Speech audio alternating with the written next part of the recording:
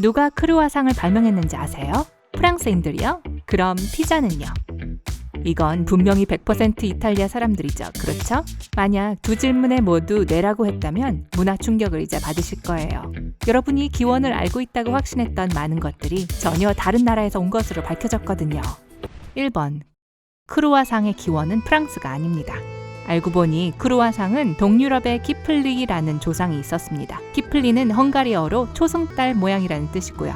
키플리와 오늘날 사랑받는 크루아상의 큰 차이점은 키플리가 훨씬 더 무겁고 빵 반죽으로 만들어졌다는 것입니다. 이 별미는 이웃 오스트리아의 마음을 사로잡았고 마리 앙뚜아네트가 맛있는 키페르프를 즐겨 먹었다고 합니다. 오스트리아인들은 이렇게 이름을 차용했습니다. 이 빵은 1839년까지 프랑스를 제외한 모든 지역에서 가장 인기 있는 빵이 됐습니다. 1839년 오스트리아의 기업가 아구스트 장이 파리에서 빈 스타일의 빵집을 시작했습니다.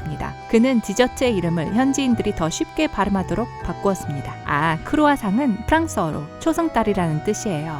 이 페이스트리는 파리의 모든 사람들이 가장 좋아하게 되었고 그 후 전국으로 퍼져나가 프랑스의 상징 중 하나가 되었습니다. 그리고 프렌치 페이스트리가 아닌 것 하니까 드리는 말씀인데요. 이름에서 프랑스 출신이라고 당당하게 외치고 있는 또 다른 인기 있는 아침 식사가 실은 그 기원에 대해 거짓말을 하고 있답니다. 바로 프렌치 토스트죠. 이건 한 미국인에 의해 발명됐는데 그 사람 성이 프렌치였을 뿐이에요. 시저 샐러드가 로마 황제의 이름을 딴 게 아닌 것처럼 말이죠. 이것도 그냥 시저라는 이름을 가진 사람이 만든 거예요.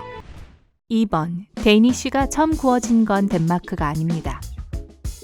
또 다른 음식에 대한 실망 혹은 놀라움이네요. 미국에서 덴마크 빵으로 불리는 여러 겹의 맛있는 페이스트리는 독일에서는 코펜하겐 빵으로 알려져 있고 덴마크에서는 베니스 빵으로 알려져 있습니다. 게다가 더 혼란스럽게 만드는 것은 이 빵이 실제로는 17세기 초 프랑스에서 기원했다는 것입니다. 제빵사 클라우디스 겔리는 밀가루에 버터를 넣는 것을 깜빡했죠.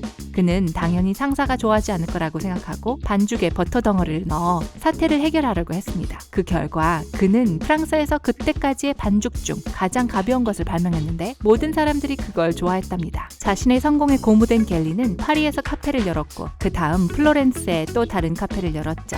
레시피는 이탈리아에서 오스트리아로 갔고 이 페이스트리는 그곳에서도 인기를 끌었습니다. 1850년 덴마크 빵집 근로자들이 파업을 시작해서 빵집이 계속 돌아가게 하기 위해 오스트리아인들로 교체됐습니다. 그리고 이것이 바로 이 페이스트리가 덴마크에 와서 베니스 빵이라는 이름으로 그 지역에서 불리게 된 이유입니다.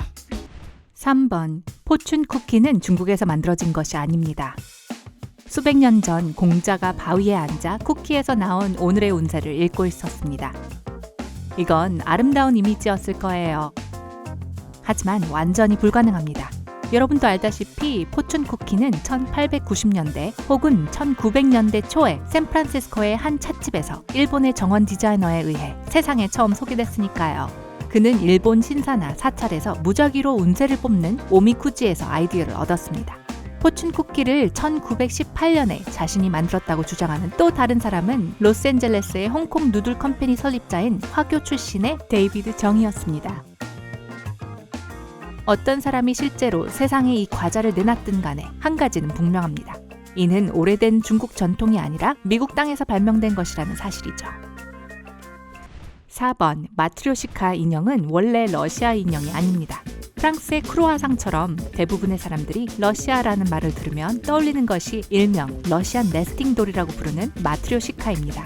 하지만 이 전통적인 러시아 기념품은 사실 일본에 뿌리를 두고 있습니다. 일본에서 이 인형은 시치후쿠진이라고 불립니다. 7개의 조각상들이 하나 안에 또 다른 하나가 들어있는 것으로 모두들 행운을 가져온다고 믿어집니다. 그리고 그중 오직 한 개만 여성 인형입니다. 러시아 최초의 마트료시카는 바실리 주교주도 흑힌에 의해 만들어졌고 1890년에 공예화가 세르게이 말류틴에 의해 디자인되었습니다. 이는 일본 인형에서 영감을 받은 것입니다. 전통적으로 러시아의 마트료시카는 여성이고 심지어 그 이름도 마트료나라는 여성 이름의 지소형입니다. 5번. 차이니즈 체커는 중국계 아닙니다. 다이아몬드 게임을 해본 적이 있나요? 이 게임은 논리적인 사고를 발달시키는 데는 좋지만 논리가 그 기원을 알아내는 데는 도움이 되지 않을 거예요. 이 별 모양의 게임은 할마라는 게임을 기반으로 합니다. 이것은 1883년에 한 하버드 대학 교수가 발명했습니다. 이 게임은 독일에서 슈테른할마라는 이름으로 인기를 끌었습니다. 간단한 어학 상식, 슈테르는 독일어로 별을 말합니다. 그리고 나서 1928년에 미국 땅으로 돌아와서 오늘날 여러분이 알고 있는 차이니즈 체커라는 이름을 얻었습니다.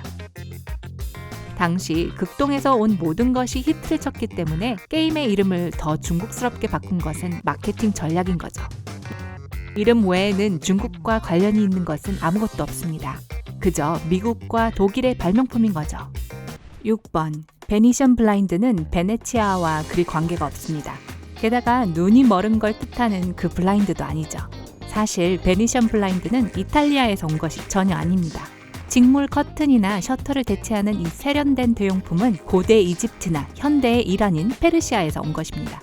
하지만 한 가지 확실한 것은 그 물건이 유명한 베네치아 상인들에 의해 아시아에서 유럽으로 넘어왔다는 것이죠. 물론 그곳에서도 인기가 있었고요. 거기서부터 18세기에 프랑스와 나머지 유럽과 미국으로 퍼져나갔습니다. 베네치아인이 기본적으로 그들을 세상에 소개했기 때문에 이 블라인드는 지금껏 자랑스럽게 그 이름을 가지고 있습니다. 7번. 스웨디쉬 미트볼은 스웨덴에서 처음 만들어진 것이 아닙니다. 전 세계 수천 명의 사람들이 특정한 스웨덴식 가정용품을 파는 곳에서 쇼핑을 하고 현지 스타일을 가미한 맛있는 식사를 하며 쇼핑을 끝냅니다. 하지만 자신들이 즐긴 음식이 291가지의 다른 형태로 존재하는 고대 터키 요리라는 사실을 아는 사람은 거의 없습니다. 18세기 초 찰스 12세는 코프타를 자신의 고향인 스웨덴으로 가져왔습니다. 그들은 레시피를 받아들였지만 아주 조금밖에 받아들이지 않았죠. 미트볼에 달걀을 넣기 시작했고 가끔은 간 양고기 대신 돼지고기로 대체했어요. 이런 건 터키에서 절대로 볼 수 없을 거예요. 8번. 기니피그는 기니와 전혀 상관없습니다. 지구상에서 가장 귀여운 애완동물 중 하나는 적도기니나 기니비소에서 이름을 따서 지은 것이 아니에요. 사실 아프리카에서 온 게 아니라 남아메리카의 조상에 있습니다. 처음 기니피그가 대서양을 건넌 건 16세기 후반이었습니다. 이 동물은 영국에서 인기 있는 애완동물이 됐죠. 아마도 그들의 이국적인 외모와 돼지 한 마리가 1기니밖에 안 하는 저렴한 가격 때문일 것입니다. 왜 이 귀여운 생명체를 지금처럼 부르는지 설명하는 이론이 하나 더 있습니다. 아마 그들의 고향인 남아메리카 국가 가이아나의 철자를 잘못 쓴 것일 수도 있다는 겁니다. 9번. 그레이트 데인은 덴마크에서 유래한 개가 아닙니다. 어떤 사람들은 작고 귀여운 기니피그를 좋아하지만 또 어떤 사람들은 거대하고 인상적인 그레이트 데인을 선호합니다. 이 개는 16세기에는 잉글리시 도기스로 불렸지만 원래는 독일에서 온 개입니다. 그들은 다음 세기에 독일 왕자의 사랑을 받았습니다. 그리고 1863년 함부르크에서 열린 도구쇼에서 어떤 이유인지 데니시 도겐이라는 별명을 얻었습니다.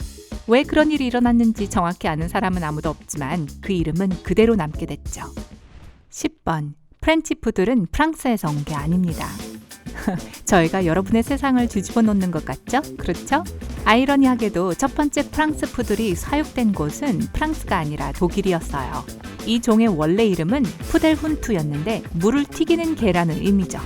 믿거나 말거나 귀여운 푸들은 과거에 물새들을 추적했어요. 그리고 그들의 멋진 털 모양도 과거의 사냥으로 설명됩니다. 털이 너무 많으면 물에서 무거워지고 완전히 밀어버리면 류머티즘이 생겼죠. 그 때문에 주인들은 발목의 털은 자르지 않았습니다. 프랑스의 루이 16세는 18세기에 이 종의 열렬한 팬이었는데 아마 그래서 프랑스라는 나라 이름에 붙여진 것이 아닌가 싶어요. 11번. 프렌치 프라이를 처음 먹기 시작한 곳은 프랑스가 아닙니다. 이건 사람들이 크루아상의 나라에서 시작됐다고 생각하지만 실은 그렇지 않은 발명품입니다. 프렌치 프라이는 벨기에에서 온 것입니다. 솔직히 두 나라는 여전히 프렌치 프라이의 고향이라고 부를 권리를 놓고 논쟁을 벌이고 있습니다.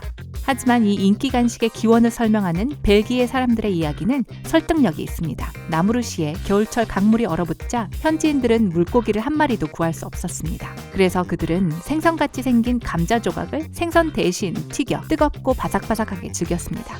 1914년부터 1918년까지 벨기에에 주둔했던 미군들이 이 간식을 좋아했고 이걸 벨기에 공용어의 이름을 따서 프렌치 프라이라고 불렀다고 합니다. 12번. 아라비아 숫자를 세상에 내놓은 건 아랍 국가들이 아닙니다.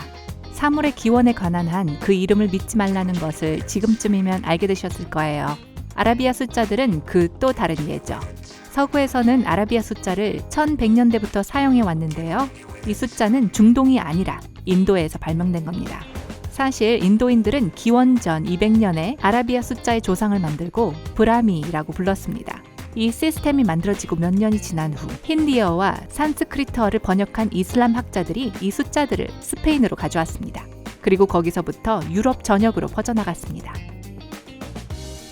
13번. 피자는 이탈리아에서 기원된 것이 아니었습니다.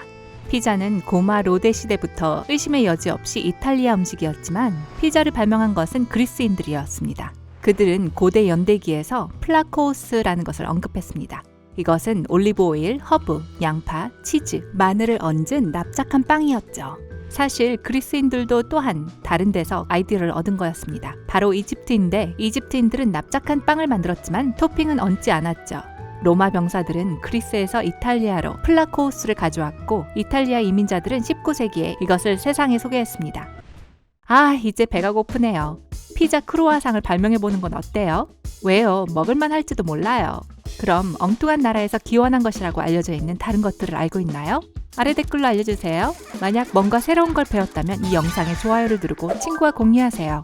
잠깐! 아직 프렌치 프라이 먹으러 가시면 안 돼요. 여러분이 확인해야 할 2000개 이상의 멋진 영상이 기다리고 있습니다. 왼쪽, 오른쪽 중 하나를 클릭하고 즐겁게 감상하기만 하시면 돼요. 밝은 면에 머무르세요.